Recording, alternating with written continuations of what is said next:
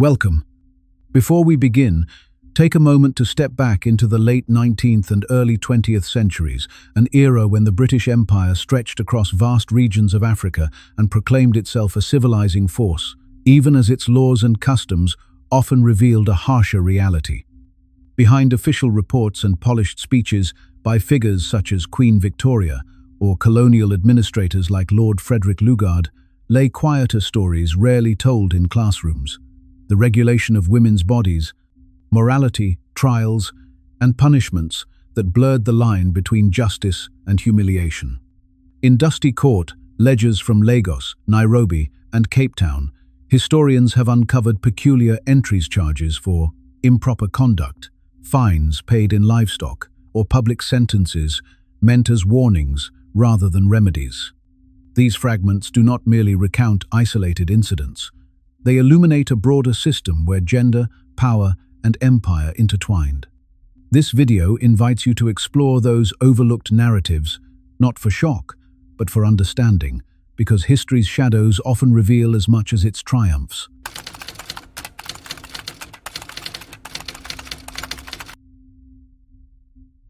When Frederick Lugard arrived in northern Nigeria in 1900 to assume his role as High Commissioner, he carried with him not only the authority of the British Crown, but an entire philosophy of colonial governance that would shape the lives of millions of African women for generations.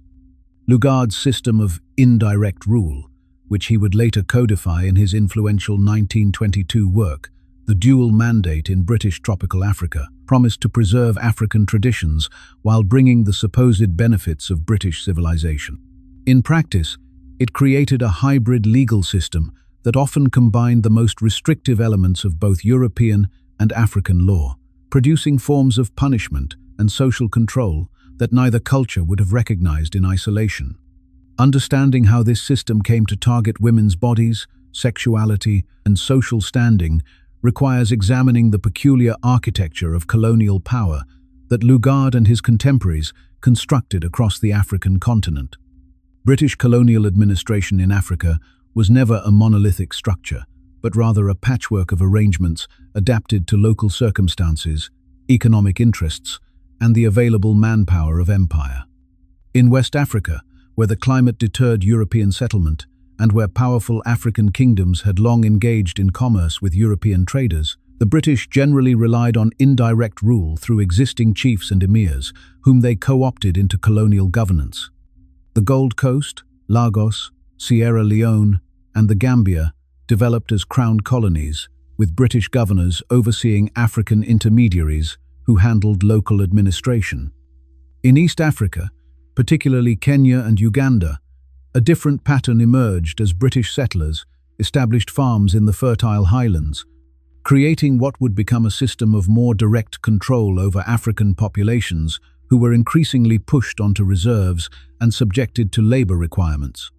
Southern Rhodesia represented yet another model, where a chartered company initially governed in the interests of European settlers who would eventually number over 200,000 by the 1962.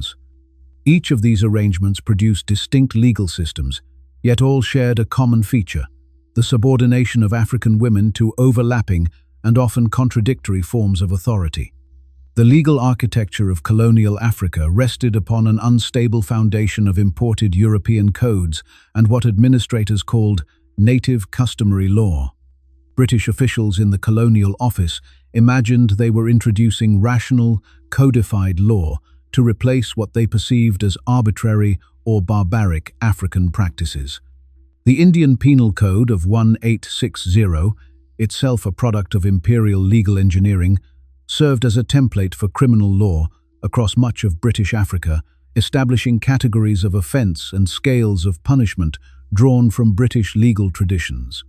Yet colonial administrators quickly discovered that they lacked the resources to impose direct legal control over vast African populations, leading them to preserve or reconstruct African customary law for cases involving family matters, land disputes, and what officials termed native offences.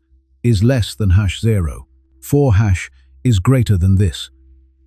Dual system created a legal labyrinth in which African women found themselves subject to multiple and often conflicting jurisdictions. A woman in 1,920 seconds, Kenya might be punished under customary law for adultery, prosecuted under colonial ordinances for brewing beer without a license, and disciplined by mission authorities for violating Christian moral codes, sometimes for the same underlying behavior. The gender norms that colonial administrators imported from Victorian and Edwardian Britain profoundly shaped how they understood and sought to regulate African women's lives. Victorian ideology divided the world into separate spheres. Men occupied the public realm of commerce, politics, and intellectual life, while women's proper domain was the private household, where they were expected to embody moral purity and domestic virtue. This ideology, which had never perfectly described the reality of British women's lives and was already being contested by suffragists and reformers at home, took on new rigidity in the colonial context. British officials viewed African societies through the lens of their own gender assumptions, often misinterpreting African women's economic activities, personal autonomy, and public roles as evidence of moral degradation, requiring correction. When administrators encountered African women who traded in markets, brewed and sold alcohol, or exercised personal freedom outside European norms, they frequently responded with legal restrictions and punishments designed to impose Victorian domesticity on African societies that had organized gender relations quite differently. Missionaries and churches served as crucial partners in this project of moral transformation, often preceding or accompanying colonial administrators into African territories and establishing stations that combined religious instruction with surveillance of African sexual and family life. The Church Missionary Society, the London Missionary Society, and Catholic orders, including the White Fathers, established extensive networks of schools, hospitals, and churches that reached into African communities in ways colonial governments could not.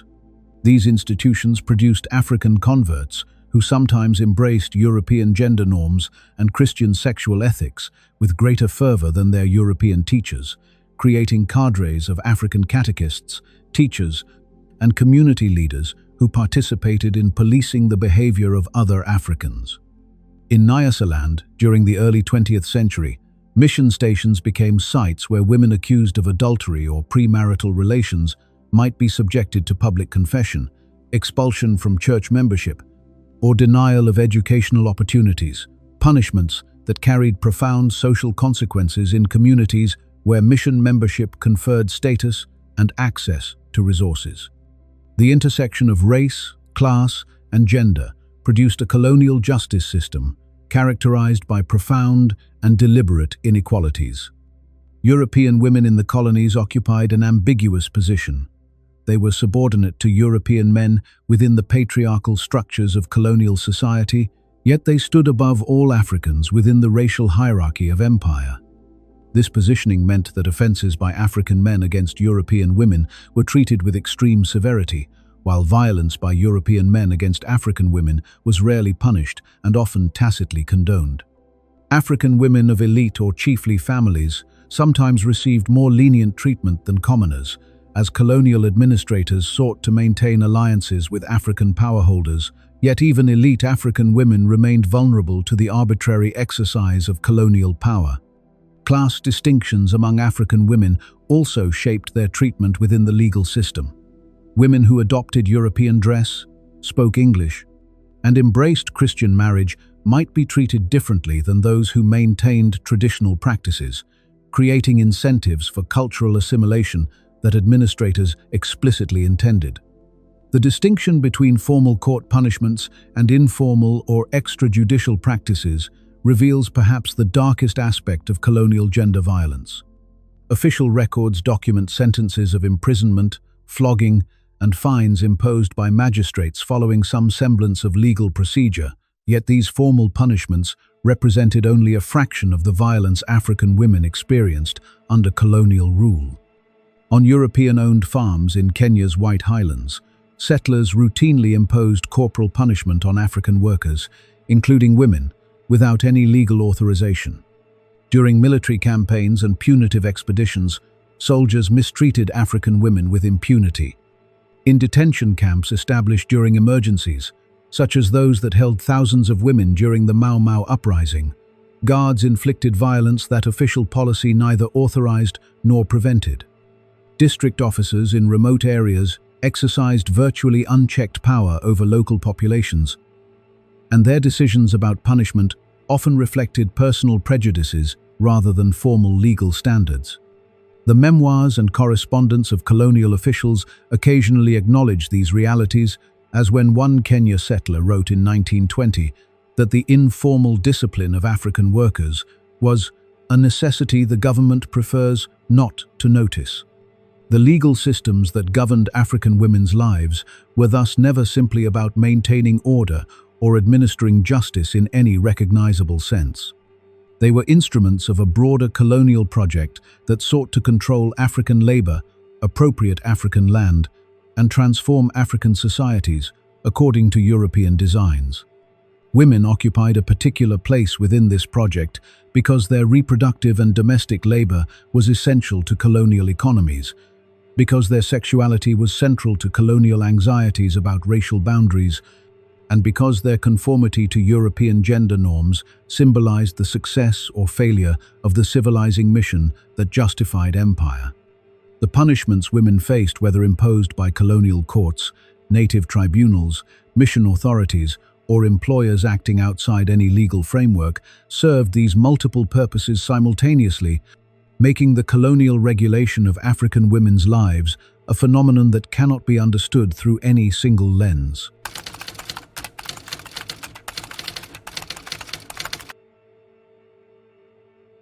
On a morning in March 1923, in the small town of Mazabuka in northern Rhodesia, a young woman named Nachi Tuti was led into the public square before the district commissioner's court to receive 12 strokes of the cane. Her offense, according to colonial records, was adultery, a charge brought not by her husband but by the local chief, acting under authority delegated by British administrators. The punishment was witnessed by dozens of community members, an audience whose presence was not incidental but essential to the colonial logic of discipline. Nachi Tuti's case, preserved in fragmentary court records that historian Diana Jeter uncovered decades later, illustrates how colonial punishment systems operated through spectacle, shame, and the deliberate mobilization of community pressure. Her story, multiplied across thousands of similar cases throughout British Africa, reveals a machinery of social control that extended far beyond prisons and courtrooms into the fabric of everyday life. Public humiliation served as a cornerstone of colonial punishment for African women, reflecting both European assumptions about the effectiveness of shame and administrators' practical limitations in implementing other forms of discipline. Colonial officials frequently argued that African women were particularly susceptible to public disgrace, and that exposure before their communities would deter future transgressions more effectively than imprisonment, which removed women from the surveillance of family and neighbors. This reasoning appeared repeatedly in colonial correspondence and official reports, as when a district commissioner in Nyasaland wrote in 1931 that the native woman dreads nothing so much as public exposure of her misconduct. Such punishments took various forms depending on local circumstances and the creativity of administrators. Women convicted of sexual offenses might be forced to stand in marketplaces wearing signs describing their transgressions, a practice documented in both East and West African territories. In some districts, women's heads were shaved as marks of disgrace, transforming their bodies into visible symbols of their supposed moral failures. The intended effect was not merely to punish the individual woman, but to communicate to all observers the consequences of challenging colonial moral codes. Corporal punishment occupied an ambiguous position within colonial legal systems, simultaneously authorized by formal legislation and deployed far beyond its legal boundaries. The various colonial ordinances governing corporal punishment in British Africa generally restricted its application to male offenders, reflecting Victorian sensibilities that deemed the whipping of women inconsistent with civilized governance.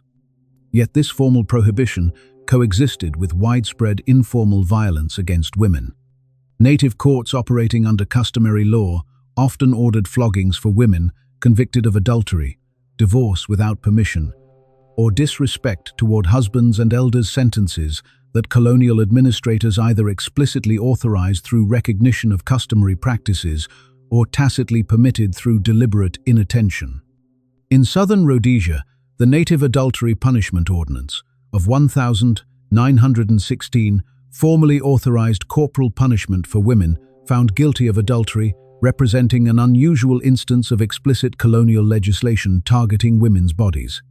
Elizabeth Schmidt's research in Zimbabwean archives revealed that between 1916 and 1940, thousands of women were legally sentenced to whipping under this ordinance, with courts in some districts ordering such punishments with remarkable regularity.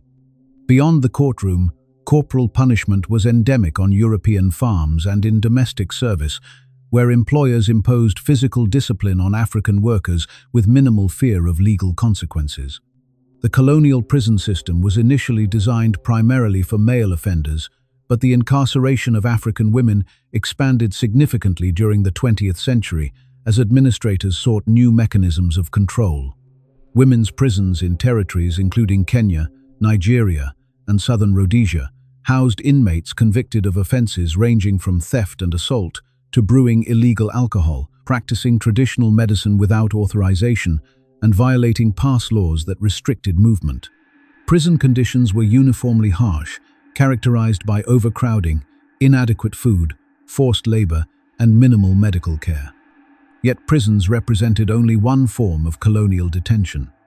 During periods of political crisis, mass internment became a primary tool of colonial governance, and women were swept into detention camps alongside or separately from men. The camps, established during the Kenyan emergency of the 1950 seconds, held approximately 8,000 women under conditions that survivors would later describe to historians and human rights investigators. Labor penalties constituted another form of punishment that affected women disproportionately. Women convicted of minor offenses might be sentenced to work on public projects, in government institutions, or for European employers, blurring the line between punishment and the extraction of unfree labor that characterized colonial economies throughout Africa. The moral regulation of African women's sexuality, marriage, and domestic arrangements represented perhaps the most systematic form of colonial social control, one that mobilized legal, religious, and community mechanisms in overlapping campaigns of surveillance and punishment. Colonial administrators and missionaries shared a conviction that African sexual and family practices required fundamental transformation, though they often disagreed about methods and priorities.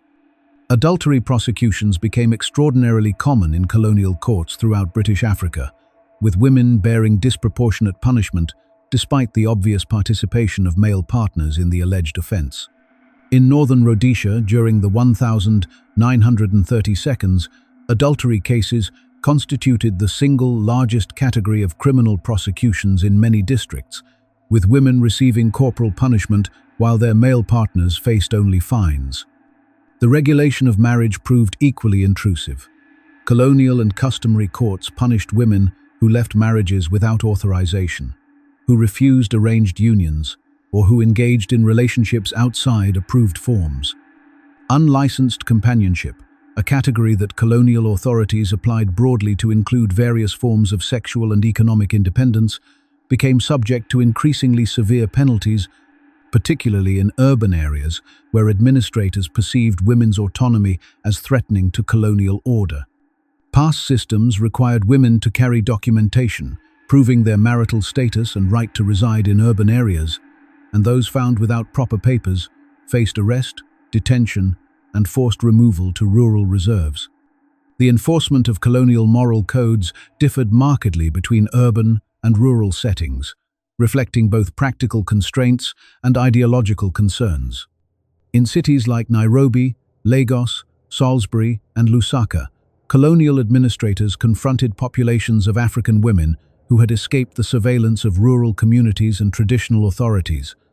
These women migrants, seeking economic opportunities, refugees from unhappy marriages, entrepreneurs and traders, building independent lives, represented a source of profound anxiety for colonial officials who associated uncontrolled female mobility with prostitution, disease, and social disorder. Urban areas consequently developed more elaborate systems of registration, pass requirements, and police surveillance, targeting women. Municipal regulations in Nairobi during the 1930 seconds and 1940 seconds required African women to carry registration certificates and empowered police to arrest those suspected of prostitution based on their mere presence in certain areas or at certain hours. Rural enforcement operated differently, relying more heavily on chiefs, headmen, and native courts embedded in local communities. These authorities possessed intimate knowledge of the women under their jurisdiction and could impose punishments that drew on community norms and social pressure in ways unavailable to urban police forces. Significant variations in punishment practices emerged across different colonial territories, reflecting divergent histories, administrative structures, and settler demographics. West African colonies, where European settlement remained minimal and indirect rule prevailed, generally saw less systematic colonial intervention in women's lives than East or Southern African territories with substantial settler populations. In Nigeria and the Gold Coast, colonial authorities relied extensively on native courts, staffed by African judges, applying customary law, creating systems in which punishment for women was shaped largely by African rather than European norms, though colonial oversight influenced which customary practices received official sanction. East African colonies, particularly Kenya, with its influential settler community, developed more directly coercive systems that served both colonial state and settler economic interests. The regulation of African women in Kenya reflected settlers' demands for stable labor supplies and their anxieties about controlling African populations in close proximity to European farms and households. Southern African territories, including southern Rhodesia and the protectorates of Bechuanaland, Basutoland, and Swaziland, exhibited yet another pattern, one shaped by proximity to South Africa and the influence of its increasingly rigid racial segregation.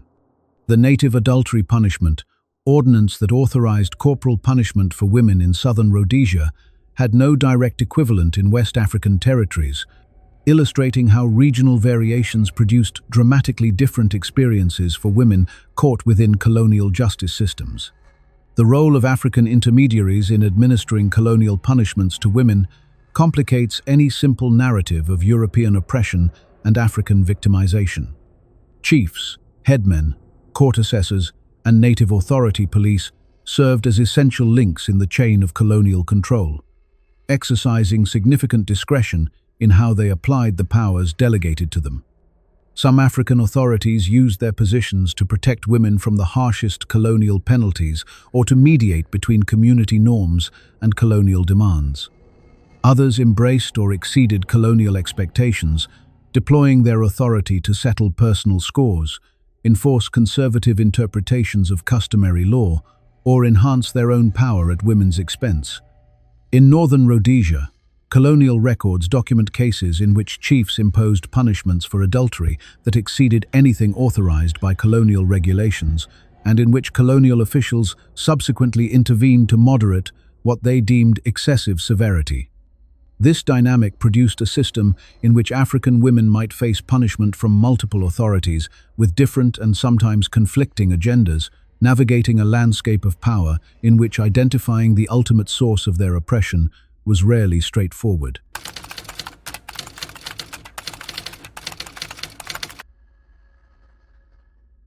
In 1956, a Kikuyu woman named Wambui Wayaki stood before a British magistrate in Nairobi and delivered testimony that would eventually find its way into the historical record, not through colonial archives, but through the memories of those who witnessed it. She described the conditions inside the Kamiti detention camp, where women suspected of supporting the Mau Mau uprising were subjected to forced labor, strip searches, and beatings designed to extract confessions and crush resistance. Her words were recorded by a young African court clerk who, decades later, would share them with oral historians seeking to reconstruct what the official documents deliberately obscured. Waiaki's testimony represents something far larger than one woman's experience.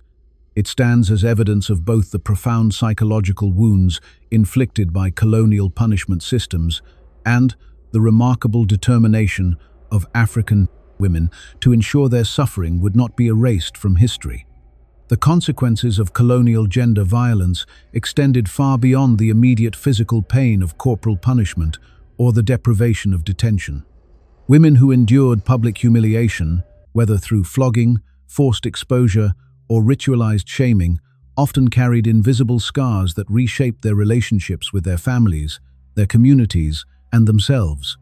In southern Rhodesia during the 1920 seconds and 1930 seconds, African women convicted of adultery or brewing illegal beer could be sentenced to public whipping, a punishment that colonial administrators justified as traditional despite its systematic deployment for colonial economic and moral regulation.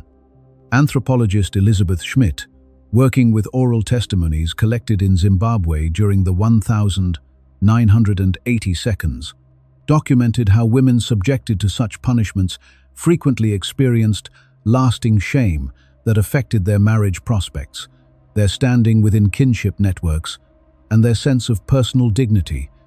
One elderly woman, speaking to researchers in 1986, recalled that her grandmother had been publicly flogged in 1931 and had never again attended community gatherings where she might encounter witnesses to her humiliation. The punishment had lasted minutes. Its social consequences had lasted decades. Communities, too, bore collective wounds. Colonial punishment regimes deliberately targeted women as a means of controlling broader populations, understanding that violence against wives, mothers, and daughters sent messages to entire families and villages. During the Kenyan emergency of 1952 to 1960, British authorities detained approximately 8,000 women, many of whom were subjected to what historian Caroline Elkins has termed Britain's Gulag. The mass detention of women disrupted agricultural production, separated mothers from children, and created what survivors described as a pervasive atmosphere of fear that lingered long after the camps closed. In her landmark study, Imperial Reckoning, published in 2005, Elkins drew on hundreds of interviews with survivors who described not only their own suffering, but the ways their detention had fractured family structures across generations. Children raised without mothers, husbands who remarried believing their wives dead, communities that lost their most active women to years of imprisonment. These were consequences that colonial record keepers rarely acknowledged, but that shaped Kenyan society for decades. Yet African women were never merely victims.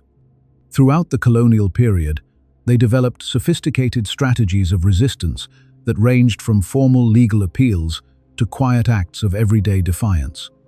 In Nigeria, women drew on traditions of collective action that predated colonial rule, most famously during the Women's War of 1929, when tens of thousands of Igbo and Ibibio women mobilized against British warrant chiefs and colonial taxation policies.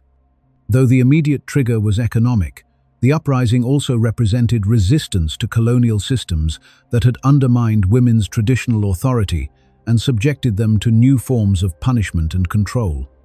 The colonial response, which included firing on protesters and killing at least 50 women, only deepened the determination to resist. Oral histories collected by Nigerian scholars in the 1960 seconds and 1970 seconds preserved the names and stories of women like Nwanyeruwa of Oloko, whose confrontation with a warrant chief sparked the uprising, ensuring that their acts of courage would not be forgotten, even as colonial archives portrayed the events as mere riots. Legal appeals constituted another form of resistance, though one fraught with difficulty, given that colonial courts were designed to uphold colonial power. Nevertheless, some women successfully challenged their punishments. In 1940 seconds, Tanganyika, a woman known in court records only as Mwanaisha, appealed her sentence for adultery, arguing that the local court had exceeded its jurisdiction.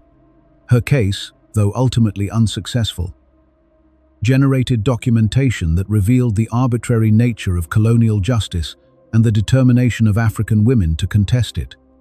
Historians studying court records from this period have found numerous similar cases, suggesting that resistance through legal channels was more common than previously assumed. The preservation of memory emerged as perhaps the most enduring form of resistance.